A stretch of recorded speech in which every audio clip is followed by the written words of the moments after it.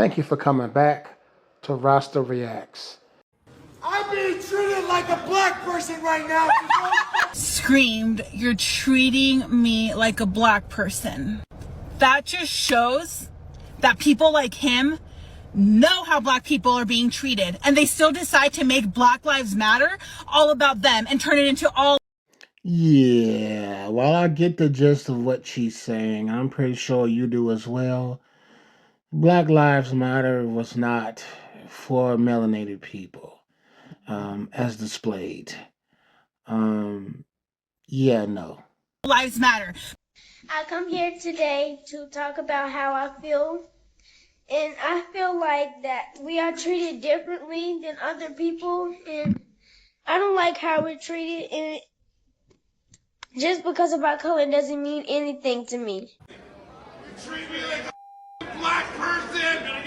I call cap because typically we're unalived before we even have these type of moments. He really feels that he's above this type of treatment, that others should only suffer this type of treatment. It really speaks to the subject matter. Black person. Gonna get sprayed.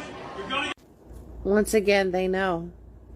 I have a whole nother video where it's a white woman who's getting arrested, and she said, "How dare they arrest her? What am I, some black kid in the wrong neighborhood?" They know. They've always known. They have to know because they're the ones that invented the system. And even if you are a white person that claims not to be racist, you probably met some white people that are. That when there's no POCs around. I dislike the POC or the person of color terminology. It's...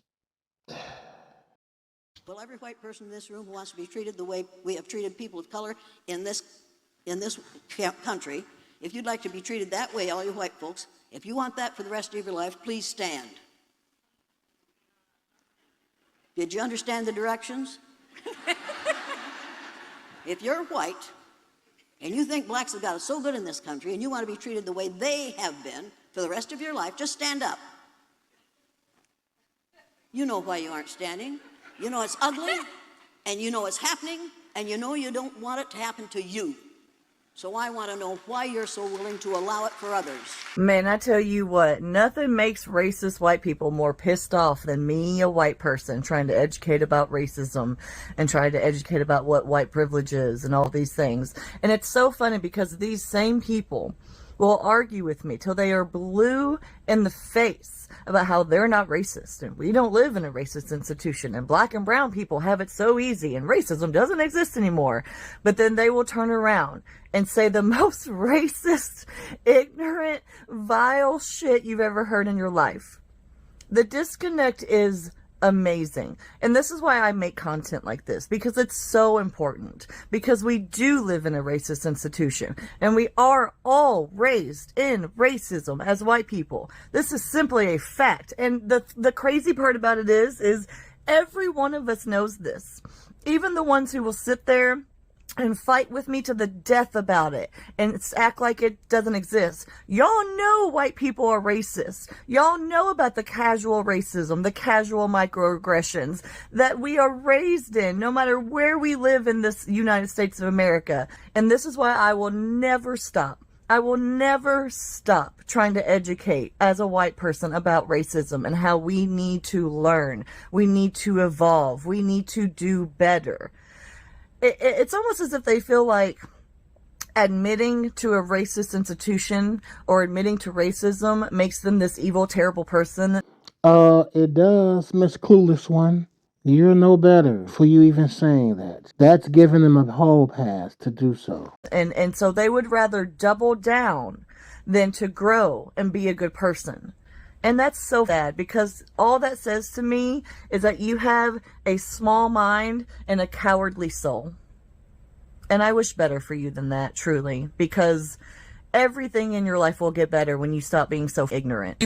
For decades, Many white Americans viewed poverty as a black issue, something that happened over there to those people in communities they never stepped foot in. But now the economy is hitting everybody. And suddenly, the reality black folks have been shouting about for generations is knocking on their doors. Poverty was never a black problem. It was an American problem. Black Americans have always known that poverty doesn't discriminate, but society framed it like it was a failure of exclusive to black communities. Now with housing costs exploding, jobs disappearing, and inflation out of control, white families who once felt insulted are realizing this system can crush us out. Black folks won't yell for 50 years. And you don't know what redlining is, this is a very important video for you and you need to buckle up. Redlining is the reason why you have mostly black neighborhoods and mostly white neighborhoods. In black neighborhoods, you see that they're disproportionately affected by poverty.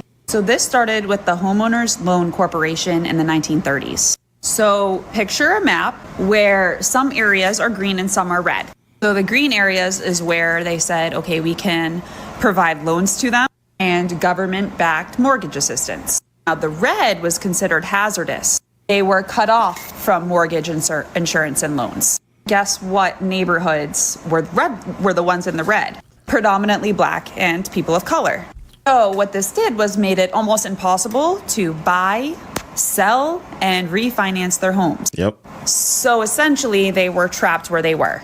So in these green, predominantly white areas, they were able to grow in wealth. The focus wasn't on the redlined areas. They weren't taking care of these areas. They weren't upkeeping them.